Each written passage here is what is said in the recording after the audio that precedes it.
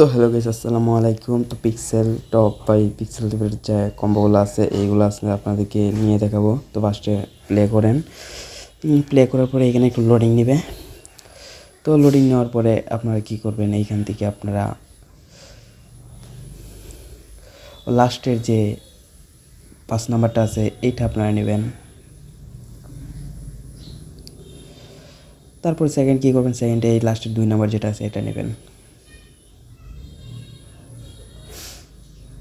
তারপরে কী করবেন, third number যেটা আছে ওই এটা 4 নাম্বারটা নেবেন লাস্টের।